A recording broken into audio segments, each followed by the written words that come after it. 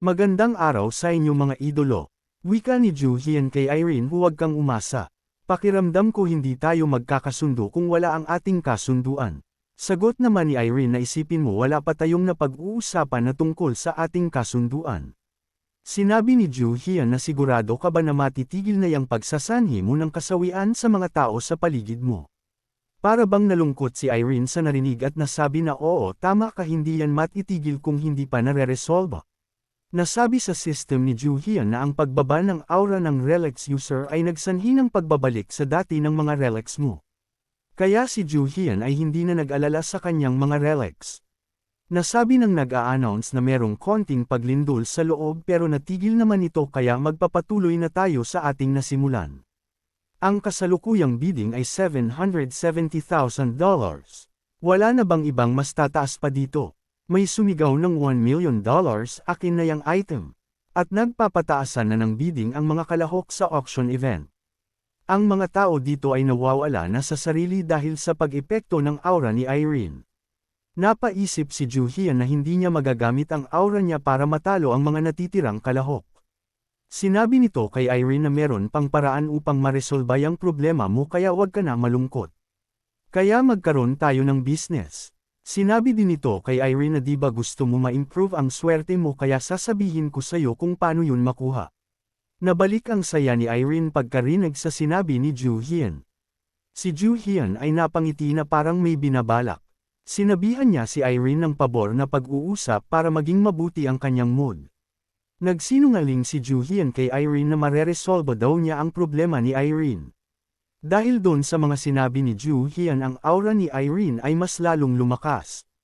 At ang resulta sa paglabas ng malakas na aura ni Irene ay ang mga kalahok sa auction event ay naubos ang kanilang mga pera.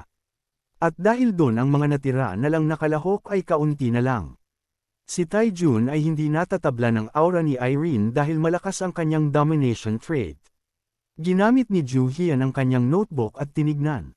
Ang natitira na lang na relic sa auction event ay ang The Code of Hammurabi, Shakespeare pen at Antoinette necklace. Pero nasabi sa propesya na dito lalabas ang God-tier relics. Naguguluhan si Ju Hian kung bakit madali na matapos ang auction event.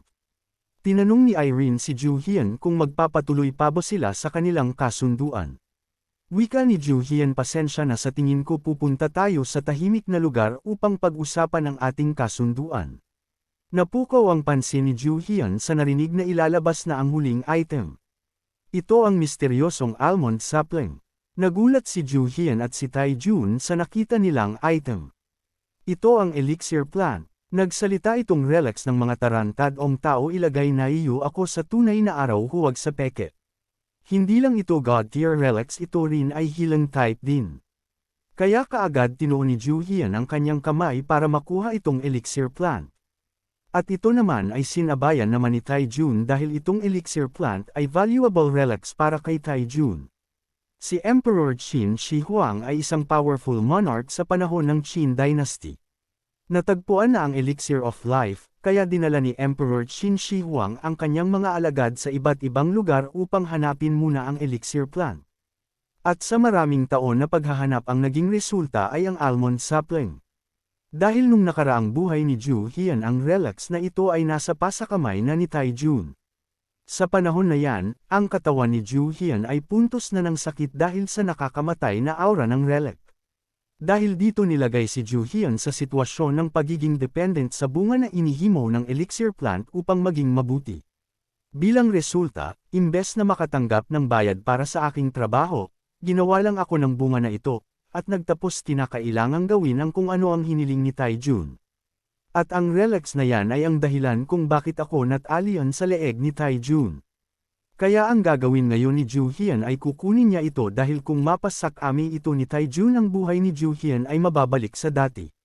Sinabi ng lalaki na hindi ko inaasahan na makukuha ang atensyon na iyo sa item na ito.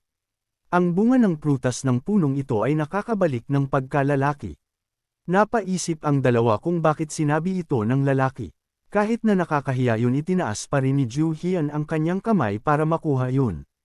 Ang presyo nito ay nagsimula sa $200,000. Kaagad naman sumigaw si Ju Hian ng $300,000. At ito rin ay sinabayan din ni Tae-jun ng $500,000. Hanggang sa tumatagal nagpapataasan ang dalawa ng bidding. Biglang sumigaw si Tae-jun ng $10 million. Nagulat si Yoon Si-woo sa sinabi ng kanyang president. Nagkatitigan dito ang dalawa. Napaisip si Joo Hyun kung alam na ba ni Tae-jun na hilang Rolex ito. Nasabi ni Joo Hyun sa sarili na hindi niya kayang matalo si Tae-jun sa pera. Kaya sinabihan niya si Irene na sisimulan na nila ang kasunduan. Sinabi nito na pangako hahanapin ko ang solusyon ng problema mo. Pero ang kapalit ay dapat maibigay mo sa akin ang item na yon. Kailangan natin ng palitan. Ano maganda bang pakinggan? Wika ni Irene, maganda yang naisip mo. Kung dahil lang yan sa pera hindi ko yan papakawalan. Sa puntong ito ay nagpapataasan na ang mga kalahok. Nagulat ang ibang mga kalahok sa narinig na $50 million. Sinabi ng lalaki na sa tingin ko dyan na magtatapos ang ating event. Biglang itinaas ni Tae-jun ang kanyang kamay at sinabing $100 million. Napaisip si Joo Hyun dahil ang pera lang niya ay hindi pa nangangalahati sa $100 million. Ang kasalukuyang bidding ay nasa kay Tae-jun. Nung hindi na nakataas ng kamay si Joo Hyun ay pinalitan ito ni Irene at sinabing $150 million. Napangiti si Joo Hyun dahil tamang-tama si Irene sa mga ganitong sitwasyon.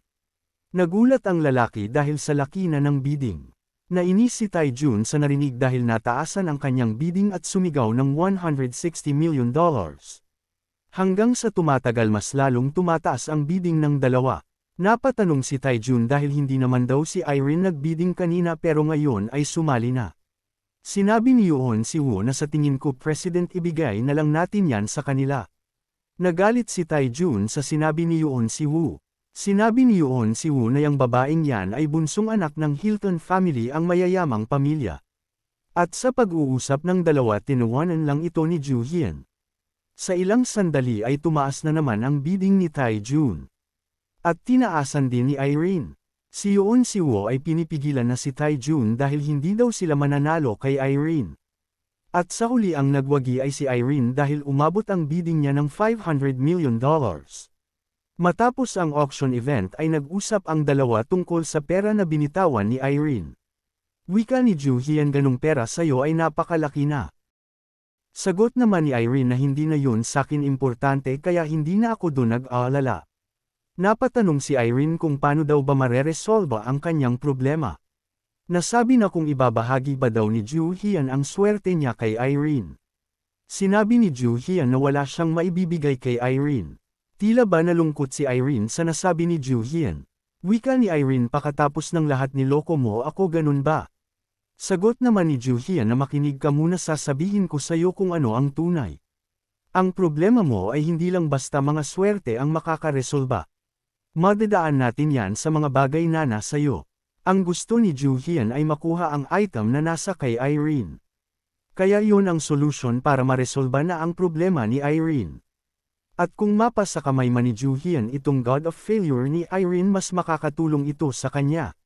Nasabi nito kay Irene na sigurado ako na napapansin mo na palaging may item na nakasunod sa iyo kahit saan ka magpunta. Ang kailangan mo lang ay ibigay yun sa akin para maresolba na ang problema mo. Napaisip si Irene ng malalim kung meron bang bagay na palaging nakasunod sa kanya. Nasabi ni Joo Hyun na imposible na kung wala kang item na dala nakakapanibago.